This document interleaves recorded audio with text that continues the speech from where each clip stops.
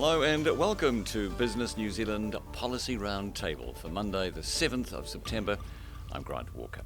Well, Prime Minister Jacinda Ardern has kicked off her party's election campaign by announcing that if elected, Labour would make Matariki a public holiday starting in 2022. It would be the first new public holiday in New Zealand in almost 50 years and New Zealand's 12th public holiday of the year. Ms Ardern said the struggling tourism sector could use the help of another holiday and noted the long run with no public holidays that currently happen between Queen's birthday in early June and Labour Day in late October. Well, ASB economists say the second COVID-19 outbreak has not stopped the economy outperforming expectations from May.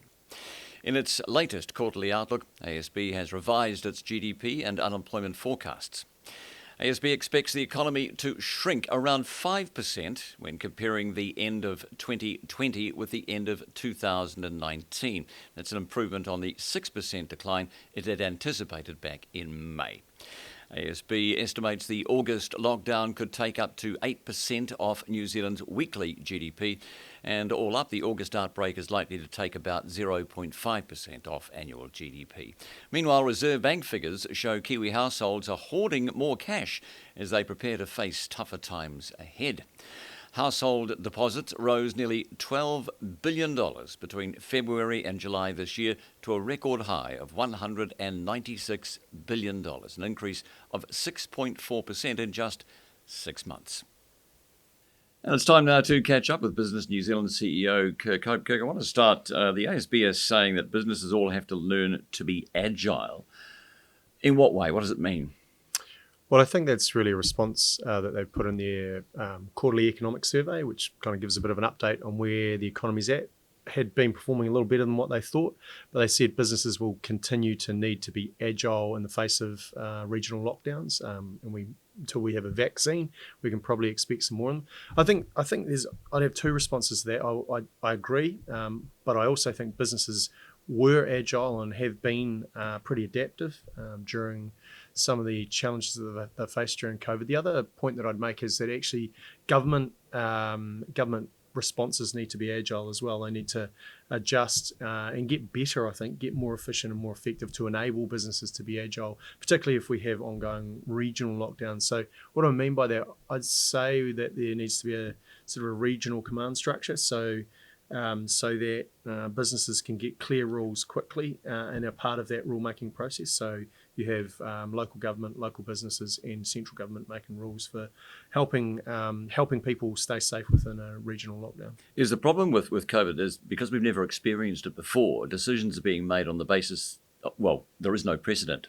So therefore, they make decisions, then find out that the rules needed to sort of be changed slightly as we go, or that one size doesn't fit all. Yeah, I think that's probably fair. And I think it shouldn't necessarily be a criticism of the government. They just need to be faster to adapt to that reality. Businesses also need to be faster to adapt to that reality.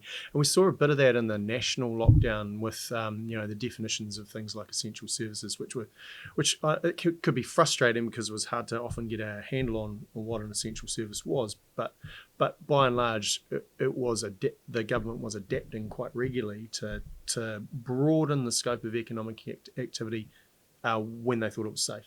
Where does indecision come into this? And that's from the point of view of a business, because there'll be a lot of businesses sit there and go, look, I'll put this off till next week, or I'll put it off to the week after, and sometimes making no decision is worse. Yeah, look, I think that's right. I mean, what they probably need to be thinking about is, from a strategic perspective, how can I stay close to my customers? That's quite hard in a social distancing environment where you'll say if you're a food retailer in Auckland, you'll only be able to serve about 1/3 of your normal customer. So that's very challenging. Do you expand your space to get more volume? At what price does that come? So I guess to answer your question, best to be thinking about that before it has to happen. Let's talk about prices, because I have noticed in certain businesses that prices have gone up. I've been accepting of it because of COVID. Are you finding that is the case? Generally, prices go up or down in response to supply and demand. But I guess more from the point of view that the customers are happy to pay a little bit more in these times because they understand how tough it is for business. Yeah, I guess that's probably fair. Also, the fact that often it'll be challenging to get some of the products that they might have wanted. There have been some issues in supply chains. We are at the bottom of the world, so I think there's a range of things, or people might be willing to wait for a longer period of time for a product. If again, that's part of a global supply chain, which much of the things that we buy here are. Nothing's ever going to go back to exactly how it was, is it? No, I don't think so. And actually, I think what you're seeing is two parts of the New Zealand economy. One is probably reflective of some of that adaptation and change, and the other part is businesses which are finding real challenges. Where there's no way for them to meet the old volume or revenue that they were getting very quickly, and might not be for a long time. And so the part of the economy which can continue to grow is flourishing. And actually, if you're in the services businesses, not person to person, you're probably doing pretty well. Or a food exporting business, for example, you're probably doing pretty well.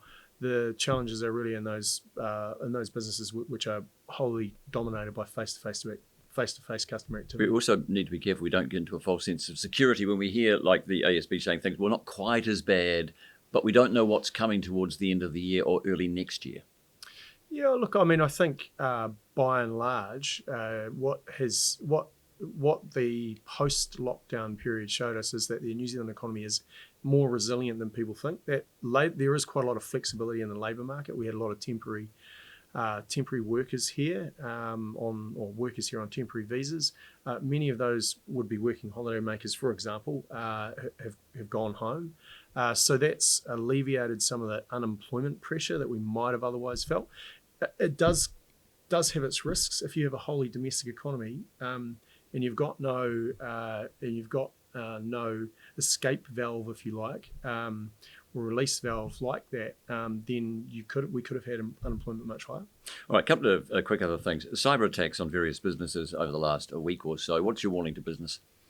I think either make sure you've got insurance for those sorts of attacks, or ensure that that your suppliers and whether they're networks or software providers have in some way, shape, or form are able to provide you with a guarantee that they're not susceptible to those types of attacks. I mean, those can be really challenging, as we saw, and debilitating for businesses, even very sophisticated businesses that do everything that they can to protect themselves. So I guess the message for any businesses is try and make sure that you've either got insurance for that, or that that your provider is thinking ahead for you, so you don't have to.